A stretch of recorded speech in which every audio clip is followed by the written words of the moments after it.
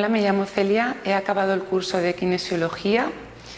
Ha sido un curso que decidí hacer porque era de los más amplios en cuanto a formación que encontré. Ha superado mis expectativas y serían tantos los beneficios que no puedo expresarlos en tan poco tiempo.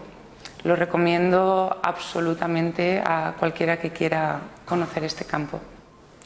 Buenos días, me llamo Micaela y hoy he terminado el curso de kinesiología. La verdad que superó mis expectativas. Me gustó muchísimo, me gustó mucho la profesora y me llevó unos recuerdos preciosos de mis compañeros y realmente del curso. El curso lo hice, bueno, yo soy fisioterapeuta y durante mi práctica he visto que tratando solamente el cuerpo físico pues no se resuelven muchas cosas crónicas.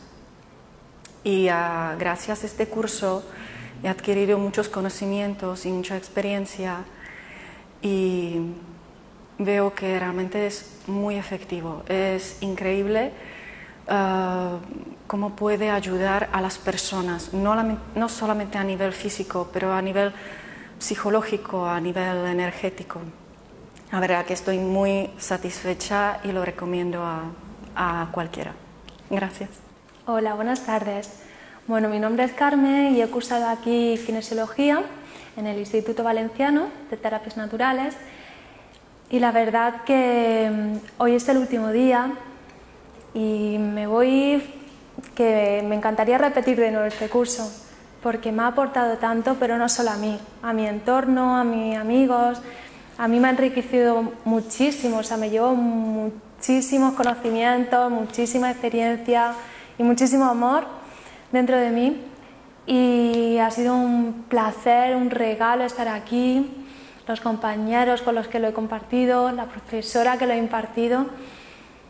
Yo no vengo del mundo de terapias naturales, vengo del mundo hotelero y esto me llegó por una amiga que lo hizo hace muchos años, me llamó la atención y ahora que he tenido la oportunidad pues lo he cursado y me voy muy satisfecha y muy contenta y muy feliz por dentro, me voy plena.